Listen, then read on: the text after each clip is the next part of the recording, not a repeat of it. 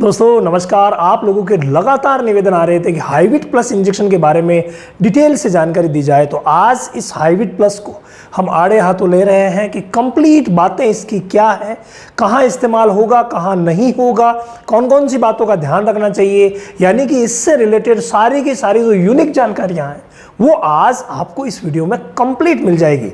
देखिए, हाईविट plus injection की अगर हम बात करें तो ये जेनेक्स कंपनी का बहुत ही शानदार ब्रांड है और बहुत अच्छा ये वेटनरी में यानी पशु चिकित्सा में बहुत अच्छा चल रहा है। इसके इस्तेमाल यूनिक भी होते हैं तो नॉर्मली भी होते हैं, जिनकी सारी बातें आज हम करने वाले हैं। अगर हम देखें तो मेरे हाथ में आप देख रहे हैं एक 100 ml की वायल है जो कुछ इस तरीके से हमें मिलती है। और ये जो 100 ml की वायल है ये 100 में भी आती है तो 30 में भी आती है ना, दो प्रकार की वायल आती है। और आप साफ देख पा रहे हैं इस कलर में, और ये इस तरीके से आती है। अब यहाँ 100 ml की ही हमने फ़ोटो यहाँ पर ली है। तो देखिए ये है क्या, पहले तो आपको ये समझना पड़ेगा कि ये किस कैटेगरी का इंजेक्शन है। तो यहाँ पर साफ लिखा हुआ है कि ये मल्टीविटामिन इंजेक्शन है। आगे नंबर 1 बात, मल्टीविटामिन, मल्टी का मतलब बहुत सारे, विटामिन मतलब इसमें विटामिन मिलाए गए हैं बहुत सारे, कुछ मिनरल्स भी है, सारी बातें हम करेंगे। हाईविट प्लस नाम है, मल्टी डोज वायल है, यानी वायल जो है उसको भी आप मल्टी डोज यूज़ कर सकते हैं और सारी बातें आई गई है। इसके बाद अगला ले लेते हैं हम सीधा कि मल्टीविटामिन तो है लेकिन क्या कंपोजिशन है, अंदर क्या क्या सॉल्ट है, वो सारी बातें देखिए यहाँ की हुई है। नंबर 1 पर है विटामिन ए जो कि 1000 इंटरनेशनल यूनिट में है। तो विटामिन ए भी आपको मिलेगा, हालांकि कम है, पशु की अगर रिक्वायरमेंट को देखें तो बहुत ही कम है, लेकिन भाई सपोर्टिव थेरेपी के रूप में तो अच्छा है। तो पहला आ गया विटामिन ए। दूसरा है विटामिन D3। विटामिन ए के कामों को आपको बताने की आवश्यकता नहीं है, क्योंकि विटामिन ए ही है जो शरीर के बहुत सारे वर्क करता है, आंखों के लिए, मांसपेशियों के लिए, हड्डियों के लिए, सभी के लिए विटामिन ए ज़रूरी होता है। इसके अलावा जितने भी ऑर्गन्स हैं उनको चलाने के लिए विटामिन ए ज़रूरी होता है। अगर हम साइंटिफिकली और अपने पॉइंट ऑफ व्यू से देखें तो जनन अंगों की जितनी भी तकलीफ़ें हैं उनमें विटामिन ए बहुत ज़्यादा ज़रूरी है। ऑल ओवर बॉडी ग्रोथ के लिए भी विटामिन ए ज़रूरी है। तो इतने काम विटामिन ए कर रहा है। ये देखिए जितने काम विटामिन कर रहे हैं, इसके अंदर जो है मिनरल्स कर रहे हैं, वो सारे के सारे काम ये करेगा। तो उन्हीं को हम समझ लेते हैं। तो पहला विटामिन ए हो गया। दूसरा आया है यहाँ पर विटामिन D3। विटामिन D3 जो है वो कैल्शियम के, फॉस्फोरस के और अन्य जो मिनरल्स होते हैं उनके अवशोषण में गजब का वर्क करता है। तो विटामिन D3 इसके अंदर डाला गया है 500 इंटरनेशनल यूनिट, हालांकि कम है लेकिन सपोर्टिव थेरेपी के लिए अच्छा है। इसके बाद नेक्स्ट जो लिया गया है वो है नियासिनामाइड।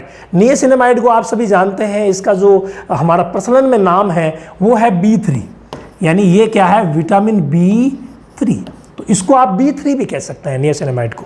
इसके अलावा इसमें थायमिन हाइड्रोक्लोराइड है, तो भाई थायमिन विटामिन B1 है, साफ यहाँ लिखा हुआ भी है B1 है।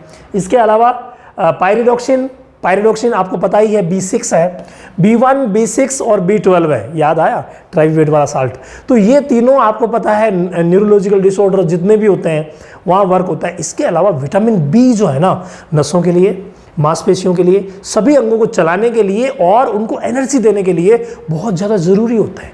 ये न्यूरोलॉजिकल जितने भी डिसऑर्डर्स होते हैं, कमियाँ होती हैं, उनको ये दूर कर देते हैं।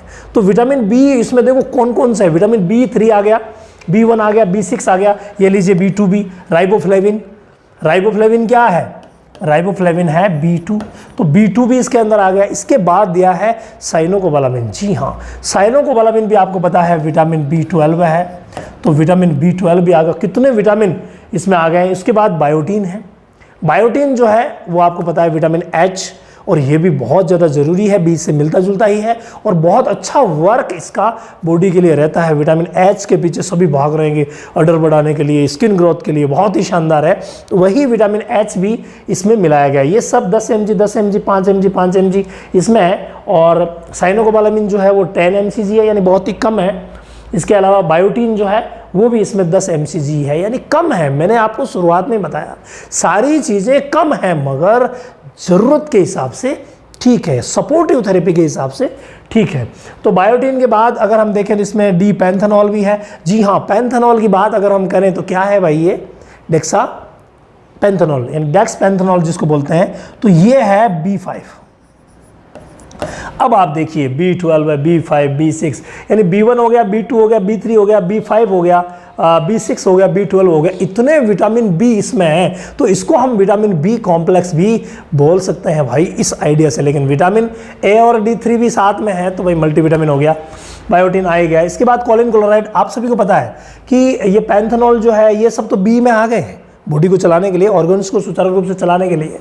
कॉलिन क्लोराइड जो है ये फीडिंग इंटेक, जी हाँ, फीड इंटेक पशु जो कर रहा है उसको बढ़ाने में कॉलिन क्लोराइड का बहुत अच्छा रोल है, यानी कि ये फीड इंटेक बढ़ाने में भी इस्तेमाल होगा। इसके बाद नेक्स्ट अगर हम देखें तो अल्फा टोकोफेरॉल, ये क्या है भाई? अल्फा टोकोफेरॉल क्या है?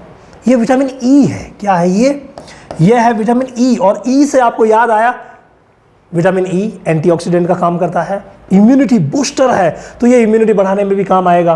और सोडियम एसिड फॉस्फेट, फॉस्फोरस की कमी जहाँ पर भी रहेगी, जैसे फॉस्फोरस की कमी से कई बीमारियां भी होती है, हालांकि इसमें बहुत ही कम है, 10 mg है, लेकिन भाई कितना भी हो है तो सही, तो ये सपोर्टिव थेरेपी के रूप में बहुत अच्छा वर्क करेगा। अब ये तो कंटेंट की बात हुई, लेकिन ऑल ओवर हमारे लिए ये क्या काम करेगा वो भी हम कंप्लीट जानते हैं। तो भाई ये जो हाईविट प्लस आप देख रहे हैं, इसका जो वर्क है बहुत ही शानदार है। मैंने सारी चीज़ें कंटेंट के हिसाब से आपको बताई।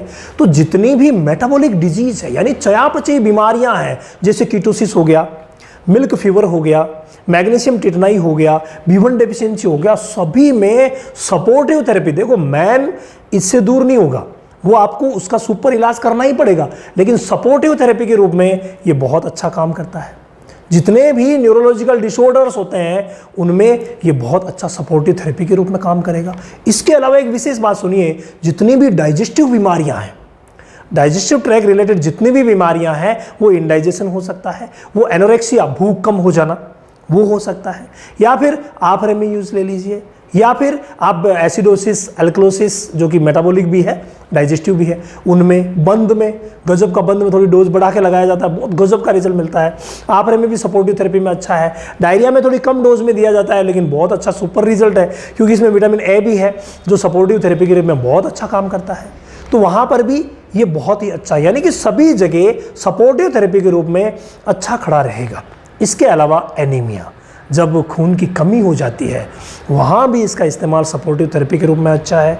इसके अलावा जॉइंट डिस्पीलिया हो जाता है ना, उसमें भी ये बहुत अच्छा काम करता है। कमजोरी चाहे किसी भी तरीके की है, कई क्या करते हैं पशु का वजन बढ़ाने के लिए कंटिन्यूसली भी इसका इस्तेमाल करवाते हैं, हर महीने से अपने पशुओं को लगवाते हैं, तो वैसे भी लगवा सकते हैं। बहुत ही शानदार इसका रिजल्ट उसमें भी रहता है, यानी कि कमजोरी अगर किसी भी तरीके की हो गई है वहाँ पर भी यूज़ किया जाता है। हर बीमारी के बाद, जब भी बीमारी होती है, आपको पता है विटामिन और मिनरल्स की कमी तो हो ही जाती है, तो हर बीमारी के बाद ये बहुत ही गजब का रिजल्ट देता है। अब हम कुछ बातें इसकी डोज की और अन्य बातें भी कर लेते हैं। तो देखिए आगे बढ़ते हैं। तो यहाँ लिखा हुआ है कि स्टोर इसको 25 डिग्री से नीचे ही कीजिए, सही बात है। Administration and dosages as directed by the veterinarian, नहीं वेटनरियन आपके जो पशु चिकित्सक है वही तय करेंगे। लेकिन अगर नॉर्मल डोज की बात करें तो छोटे पशुओं में 2 से 5 ml और बड़े पशुओं में 10 से 15 ml पर्याप्त है। इसको बॉडी वेट के हिसाब से लगाने की जरूरत नहीं है। अगर 3-4 क्विंटल की है तो आप 10 ml लगा दीजिए, 4 क्विंटल से ऊपर है चलिए 15 ml लगा दीजिए, कोई प्रॉब्लम नहीं है। छोटे बच्चे जो 20-30 किलो के आसपास के हैं उन्हें 2 ml लगा दीजिए, थोड़े से बड़े हैं तो 5 ml लगा दीजिए। बस इस हिसाब से डोज जो है वो तय होती है। इसके अलावा keep out of reach children, ये तो है ही है। यहाँ लिखा हुआ है कि इसका पेरेंटल इस्तेमाल, हाँ ये चीज़ पीछे रह गई थी, इसको किस रूट से लगाया जाए ये बहुत ज़्यादा ज़रूरी है।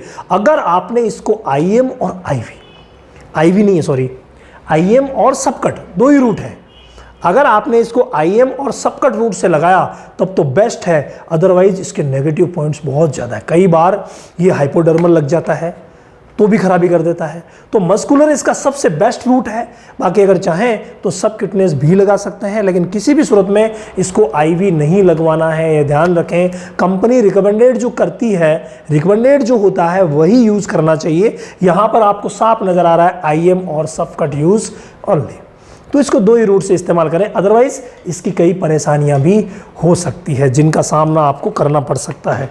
इसके बाद क्या लिखा है, 225 ये तो रेट की बात है, नॉर्मली बात है, कोई वो बड़ी बात है नहीं।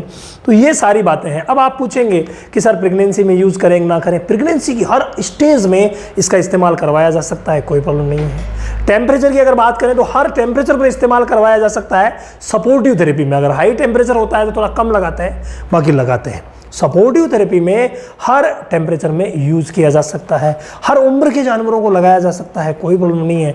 बस बात एक ही आपको ध्यान रखनी है कि आपको अपने नज़दीकी पशु चिकित्सक की सलाह से ही इस्तेमाल करवाना है, ये विशेष ध्यान रखना। इसके अलावा इसी तरीके की डीपली नॉलेज जो है हम हमारी फार्मा की क्लास में ऐड करते हैं, और फार्मा में एक भी चीज़ छोटी से छोटी जो है वो छोड़ी नहीं गई है। तो अगर आप ज्वाइन करना चाहते हैं तो हमारा Ramawat animal app play store से डाउनलोड कर लीजिए। वहाँ पर वेट क्लास में आपको फार्मा की क्लास मिलेगी, जिसमें A to Z जानकारियाँ, विरल जो छुपी हुई जानकारियाँ, वो वहाँ पर भी आपको हर एक इंजेक्शन के बारे में मिलती है।